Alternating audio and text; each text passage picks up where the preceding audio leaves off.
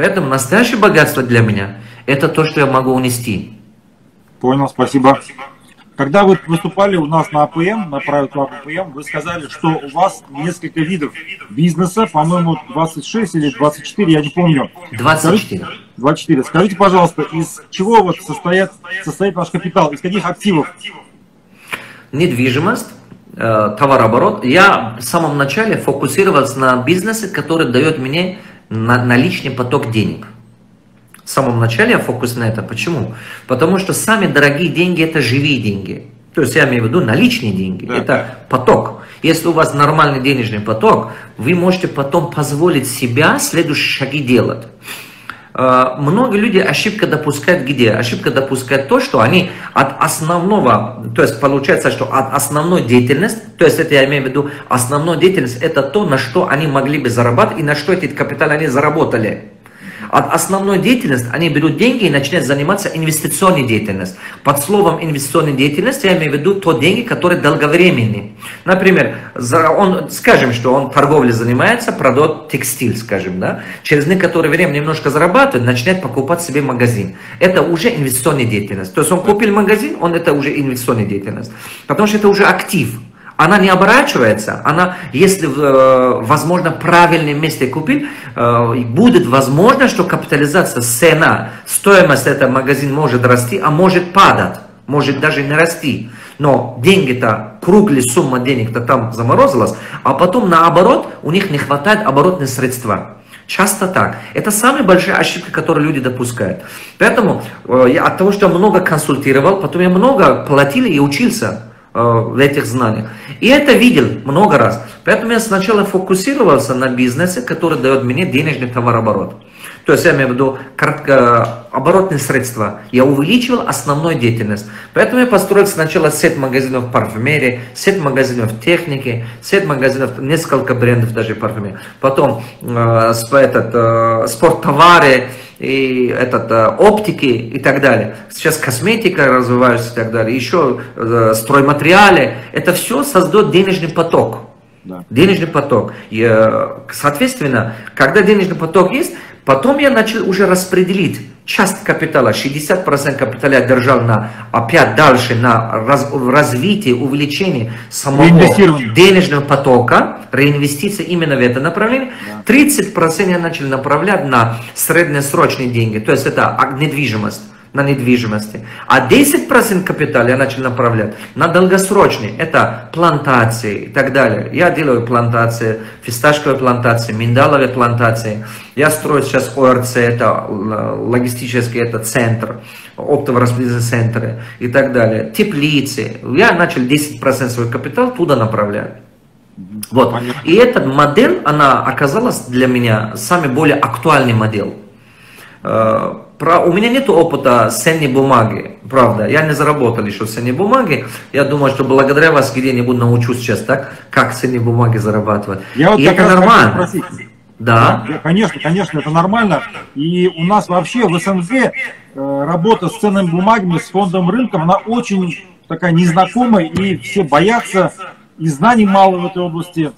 По практике 1-2% всего в СНГ инвестируют на фондовом рынке в ценные бумаги. Просто я знаю, что вы учились у Бода Шефера, это признанный европейский международный финансовый советник. Я прочитал все его книги, учился на его книгах тоже в свое время. Ведь он говорит о ценных бумагах. Я вот, когда вы сказали в Казани тоже, что я пока не инвестирую в ценные бумаги, я немножко удивился. Я думаю, Бода Шефер должен был, наверное, сказать ему, что вот давай инвестируй в ценные бумаги. Смотрите, дело в том, что он говорил мне, что ценные бумаги это категория долгосрочной инвестиций. Но и к этому он добавил следующее слово. Он сказал, ты должен всегда понимать.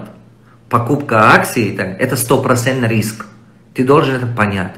Что я тогда задумался, что какие инвестиции у меня под моей влиянием, под моей властью.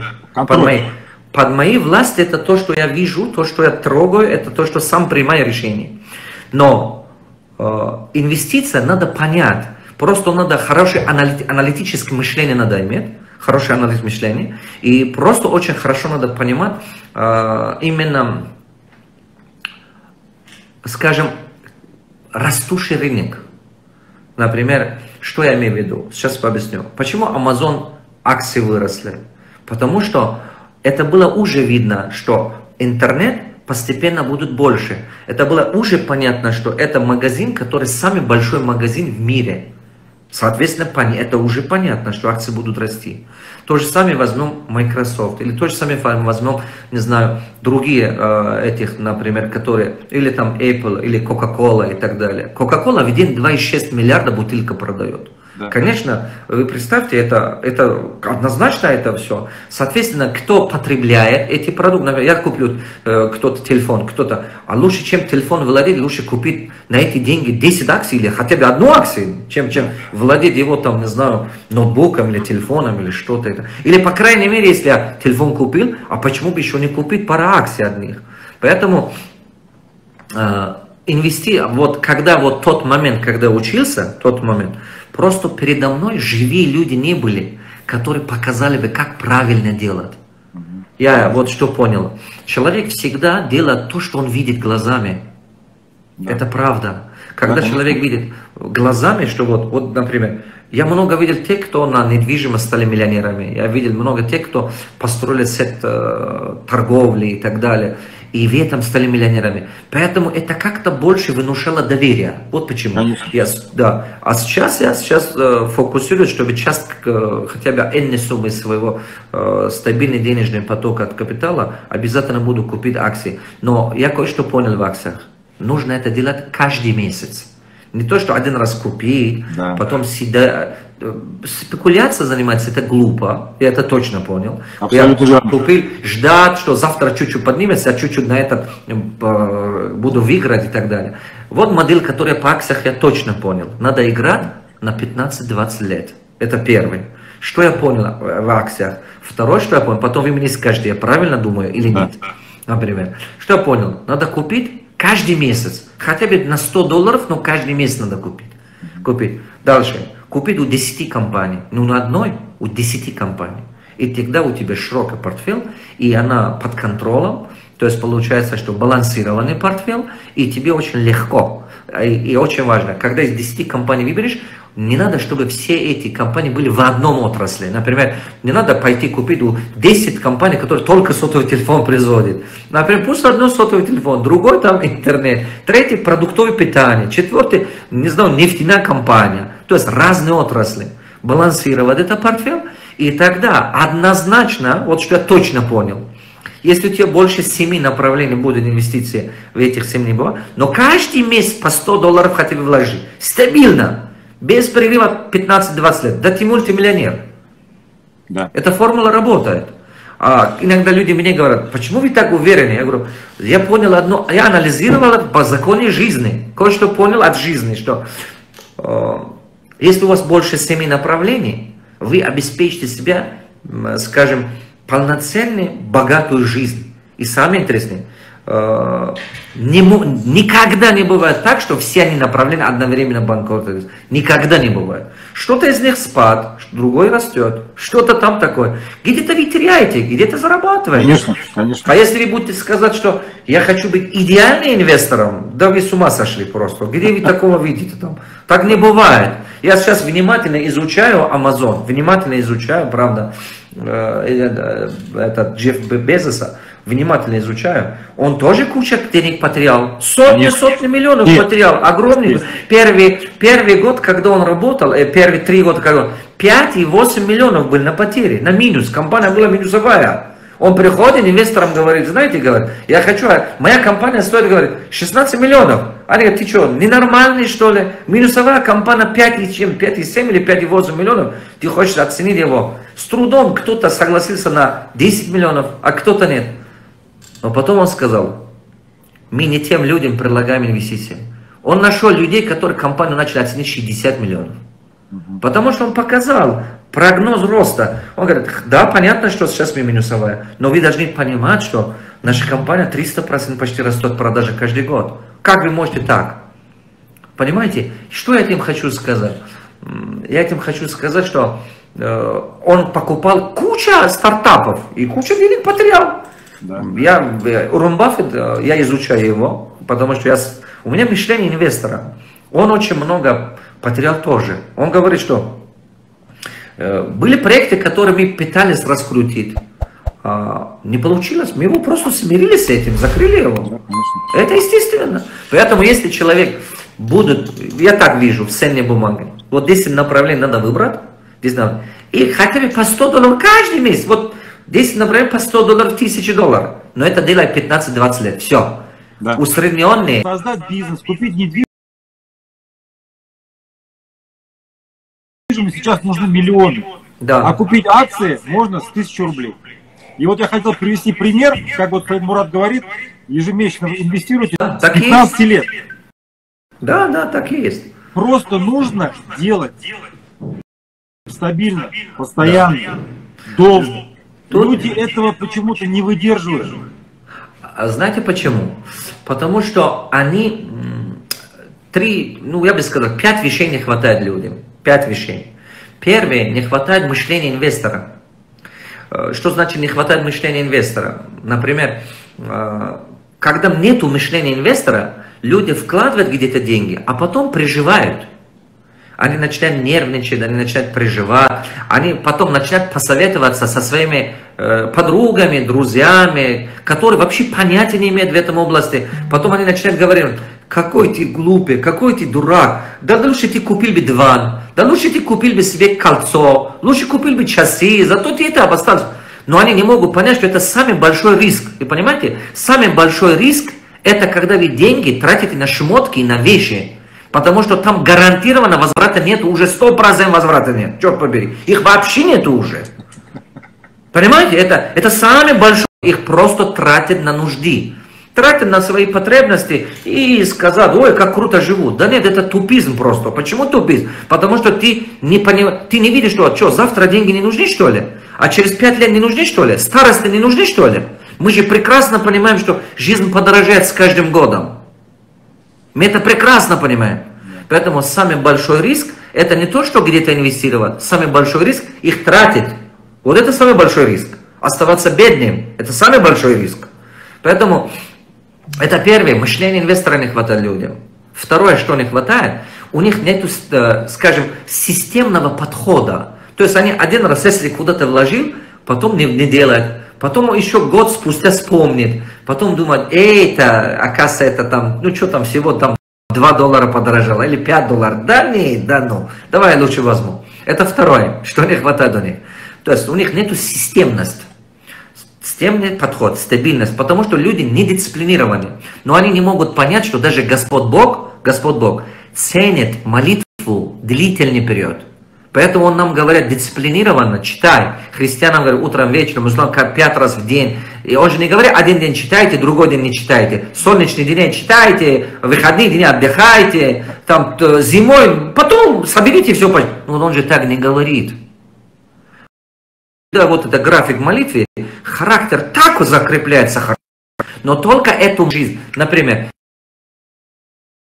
точно так же надо каждый день заниматься спортом, каждый день читать книги, каждый месяц делать инвестиции, каждый день сохранить деньги. Просто эту модель надо принести во все параметры своей жизни. Это второе, что не хватает людям. Третье, что не хватает, когда у них, внимание обратите, третье, что не хватает, люди не могут понять, что нельзя брать свою инвестицию и потратить на нужды. Они как чуть-чуть деньги накопятся, например, они не справляются со своим соблазном. Он накопилось там $5000, все, у них хана, елки-палки, у них уже все, как будто у них в голове уже только о том, как потратить это 5000. Это знаете, как это похоже на что? Похоже на то, что обувь попал песок или камушка и мешает ходить. Вот эти деньги им мешают. Они начинают ходить по газетам «Автогид», там машине посмотреть. Они начинают ходить по торговым центрам, шубы посмотреть, золото посмотреть. Они начинают ходить вот так. А если 20-30 тысяч долларов, да вообще хана, они там вообще начинают там участки бегать, везде там. Вот потратить эти деньги, а потом спокойно. Денег нет уже теперь, все спокойно, проблема нет. Потому что подсознательно люди привыкли, понимаете, из самого детства они постоянно тратили деньги. Я заметил, как дети тратят деньги. Знаете, как они дети тратят? Они подходят и говорят: дай деньги. А что ты хочешь? Хочу купить что-нибудь. Внимание. Даже не знает что. Да, он не понимает, что хочет купить. Ему не то, что хочет купить, ему сам процесс закуп удовольствие дает. И это просто растет просто с человеком. Вы думаете, взрослые люди, они другие? Да нет, еще хуже, чем детей. Так просто они побольше суммы тратят, вот и все. И вот это маленький ребенок внутри остается, который растет. Поэтому вот третья вещь, которая у людей есть, это что? Они не справляются с этим соблазном. Как не могут, поэтому они не могут стать успешными именно в инвестициях, капиталовложении и так далее. Четвертая вещь. У них нет финансового плана. Всегда в голове людей, меня это вообще удивляет, в голове людей план расходов всегда есть, план дохода нет. Я иногда говорю, что ты хочешь купить в этом году? Они говорят, вот это, вот это, вот это, вот это. Потом говорю, а какой у тебя план дохода? Ну как Бог даст. Подожди, я говорю, подожди, вот фермер, если он не планирует, что сажать, сколько бы он ни пахал на земле, урожая не будет. Очень важно, чтобы ты планировал. Очень важно, чтобы ты, когда ты планируешь и трудишься, потом баракат от Всевышнего. То есть действие от нас, мы создаем причины, действуем мы, а результат от Всевышнего. Это одна из самых важных вещей. Должно быть четкий план. Но я не говорю, что вы 100% план будут работать. Но я могу уверенно сказать, этот план будет как маяк, ведет человек. Потому что мы предполагаем, Аллах располагает. Да? Пятая вещь, что людям действительно не хватает, чтобы грамотно инвестировать и так далее, они, можно сказать, либо примеров не хватает, что ли, либо среда. Понимаете, среда делать все, чтобы человек не делал правильные вещи. Среда. Например, если ваш брат узнает, что у вас есть чуть-чуть деньги, придет долг просит. А если у вас сосед знает, что такое, приходит вам так описывать свою проблему, что вам станет ему жалко. То есть получается, что у нас среда какая-то такое, что не подталкивает, не помогает стать успешным, богатым в деньгах, а наоборот тормозит вас. Это надо важно понимать. Знаете, я с одним миллиардером встретился, это в этом Хайнане, Китае. Хайнане. Знаете, я не знал, что он владелец, это пятизвездочный, это пансионат, который... Я там провел тренинг, это было 2011 или 2010 год, по-моему. Я провожу там тренинг, и было очень много бизнесменов из Казахстана. Одна компания организовала мне тренинг, въездной тренинг. И я там провожу тренинг, там много бизнесменов. Большинство были банкиры, руководители, банкиры и так далее. И знаете, вот 6 дней или 5 дней был тренинг, один человек заходит каждый день, такой шортик, такой, в конце сидит с приводчиком, что-то уходит. Такой скромный, вообще. Потом на 5-й день или 4-й день подошел, и через приводчик мне говорит, я хочу с вами поговорить. Я говорю, хорошо. Он говорит, я готов платить, говорит, я могу вам показать мое производство. Я говорю, хорошо. Давайте завтра утром я вас отвезу. Я говорю, хорошо. И приводчик приводит, я говорю, ладно. И утром я спускаюсь в холле, его нет. Я жду уже ровно, его нет. Потом помощник подошел и сказал, пойдемте вверх. Я говорю, куда вверх? Я говорю, мы же куда-то должны были поехать. Он говорит, там, он на своем вертолете наверху ждет вас. И мы поднимаемся, представляете, над зданием его вертолетная площадка. И у него оказался свой собственный остров. У него производство, огромное количество производства жемчуг, и в этот ювелир и так далее. И этот человек мне сказал одну очень интересную вещь. Он миллиардер. Понимаете, ему было тогда 32 года, он был миллиардер. И я ему спросил вот так, несколько вещей, как ты стал миллиардером и так далее, и так далее. Знаете, он что сказал? Он сказал, моей семье кто-то из моих предков оставил такую традицию. Он говорит, я сам из Гонконга. Он говорит, я сам из Гонконга. Но, говорит, в моей семье есть такая традиция. Пока это молодой человек не поднимется на ногах, не наступит день, когда сам не захочет помогать родственникам, ни один родственник к нему не придет за помощью. Вы внимание обратите. То есть, это означает, это молодой человек сам должен уже научиться построить денежный поток, научиться уже пассивный доход построить, стабильный денежный поток построить. Когда уже он больше уже не нуждается, уже полностью готов отдавать, вот тогда, если он сам начал отдавать, только тогда родственники, оказывается, к нему могут подойти. По-другому объясню, чтобы легче было понять для массового народа. Например, скажем, что у вас есть всего лишь 20 тысяч долларов, а у вас есть 15 родственников. Так? Может быть, а вы накопили это 20 тысяч долларов с такой надеждой, чтобы построить какой-то денежный поток. Да. Вы, может быть, 3 года накопили. Ну, человек, скажем, зарплата 500 долларов или 1000 долларов, чтобы 20 тысяч накопить, и в семье же расходы есть. Согласны? Может быть, он по 100, по 200 долларов накопит каждый месяц. Да это 20 тысяч, может быть, занимало у него 3-4 года время, чтобы он накопил эту сумму. А теперь смотрите, если он это капитал по нуждам родным раздаст, ему придется заново еще 4-5 лет потратить, правильно? Но если он это капитал пока не тратит, представьте, не тратит, и еще накопит еще 2-3 года, сделать 30-40 тысяч, построить небольшой доход, который дает каждый месяц от 1000 до 2000 долларов, например, скажем. 200 тысяч рублей дает, или 300 тысяч рублей, может быть, дает, прибыла, скажем, да. Тогда же у него появится шанс уже побольше помогать, чем раньше. А если он еще 2-3 года реинвестировал, построил доход, например, скажем, увеличивал это и начал построить нормальный, скажем, денежный поток, и у него появится шанс большее количество людям помогать. Правильно же? Представьте. Конечно. Поэтому я интересная мысль. Вот это миллиардер мне это сказал. Он сказал, что в нашей семье кто-то из его прадедушки или кто-то такую традицию внес. Он сказал, поэтому, говорит, когда начинал, у меня был, говорит, чуть-чуть небольшой стартовый капитал, который от родителей остались, но я, говорит, пока сам состоять не стал, никто ко мне не подошел. Поэтому я, говорит, соответственно, брал опыт моих предки, еще быстрее двигался. Вот результат. Да. Да. Спасибо огромное, очень интересно. По поводу инвестирования в акции я могу сказать, что еще есть мифы, которые у людей в голове. Многие думают, что если инвестировать, нужно большие деньги уже иметь. А на самом деле, как вы говорите, 100 долларов, 1000 рублей, очень небольшие деньги. Главное постоянство. Многие думают, что это очень сложно, и нужно будет образование иметь, высшее образование, чтобы это изучить. Некоторые думают, что это не халяль. Некоторые мусульмане думают, что это не халяль, оказывается. Я тоже удивился. А они не понимают, что инвестирование в акции это тоже самое, что инвестирование в бизнес. Да. Вот это не понимают. И просто многие, конечно... Когда слышат слово измеримость, там рентабельность столько-то процент, доходность столько-то процент. Ой, слово процент, там было слово процент.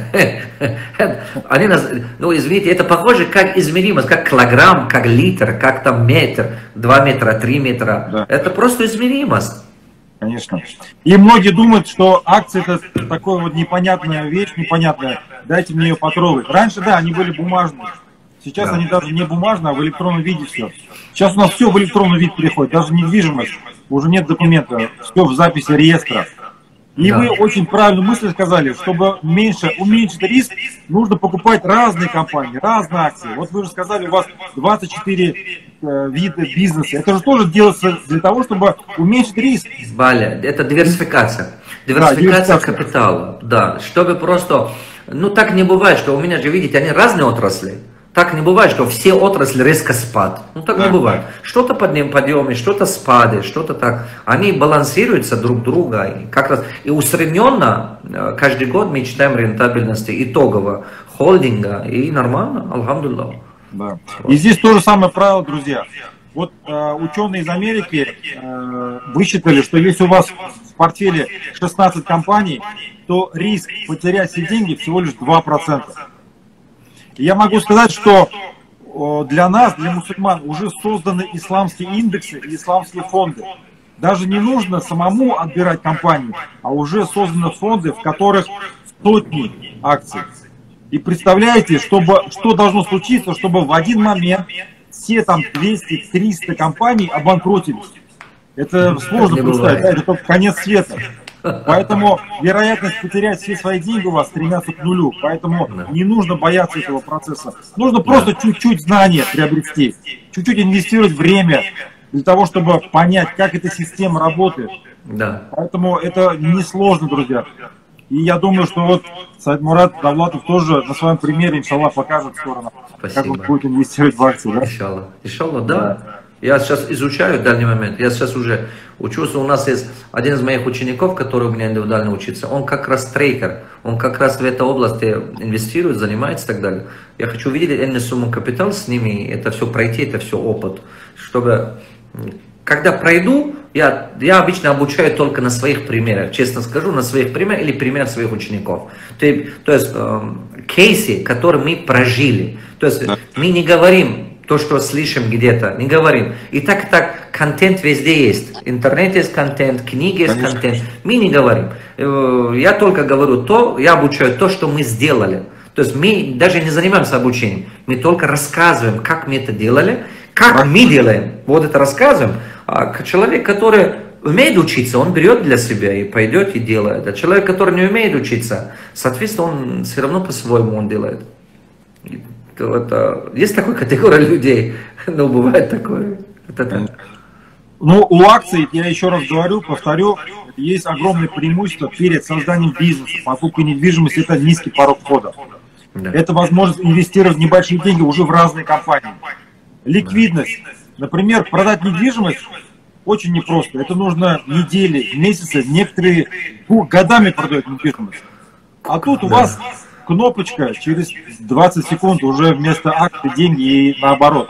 Это не значит, что не нужно торговать. Я имею в виду просто, что когда вы продаете, это очень быстро происходит. По сравнению с бизнесом или недвижимостью. Да. Доходность. Доказано, что доходность реального бизнеса и инвестирования в акции, она примерно одинаковая, если брать среднюю. Усредненно, да. Я вот встречаюсь с предпринимателями, Саидмурад, и спрашиваю, насколько ваш бизнес вырос за последние 10 лет? В России, в СНГ ситуация непростая, особенно после 2014 года. И некоторые говорят, что примерно на одном и том же уровне уж болтается. У некоторых спад, у некоторых небольшой рост. Я говорю, а в долларах сколько? Вообще за голову хватается, у нас доллар вырос сильно по отношению к рублю, к тенге, да, вот если мы берем СНГ. Если по отношению доллар 10 год или 12 год, и сейчас, конечно, да. Там будет небольшая разница, потом по доллару разница. Да, а я говорю, некоторые акции американских компаний за последние 10 лет выросли в десятки раз, в 10 раз. И при этом не нужно было ничего делать. Мы понимаем, что бизнес это непростая работа, это постоянное время, как вы говорите, пот и кровь. Да. Это нервы, это время, это забираешь время у семьи, у детей и отдаешь ее своему бизнесу. Это как ребенок. Да. А тут акции купил и все, не нужно ничего, не мешай просто, как говорится.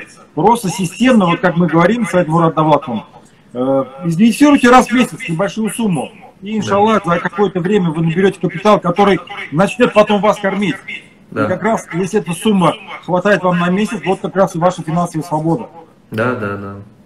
Поэтому самое главное... При доходности, если я почитал, если при доходности 25-30%, если при доходности, например, скажем, усредненно, если добиться, и Аллах даст, через 20 лет, через 20 лет при доходности 30%, да, через 20 лет ежемесячный пассивный доход, даже если человек по $500 инвестирует каждый месяц, его пассивный доход становится более $11 000 каждый месяц. Ну вот, пожалуйста, формула успеха. Это вообще очень выгодно, очень выгодно. Просто надо делать стабильно. Да, и я не говорю, конечно, бросайте бизнес, занимайтесь инвестициями. Нет, надо делать параллельно. Да. Вы зарабатываете в бизнесе, Спасибо. Кофе, кафе и так далее, и так далее. В принципе, вот система так и работает. Спасибо. Думаю, что завершим, потому что уже целый час прошел. Да. У меня начинается урок с моим индивидуальным группой. Спасибо огромное, Саидмурад. Я надеюсь, что мы, иншаллах, 2-го встретимся, посмотрим фильм, и у нас будет ваш мастер-класс. Иншаллах. Уважаемые наши слушатели, наши зрители, обязательно старайтесь сходить в кино. 1 октября в Москве, 2 в Казани, премьера, потом будут еще, конечно, широкий прокат. 11 октября Алмата, 15 октября в Ташкенте, потом широкий прокат по всех городах и так далее. Дорогие мои, Я-то буду ответить на кучу ваших вопросов. Будут хорошие, можно сказать, примеры. Надеюсь, что вам понравится. Спасибо за эфир, родной. Большое спасибо. Всего доброго, салам алейкум. Всего доброго, салам алейкум. Всего доброго.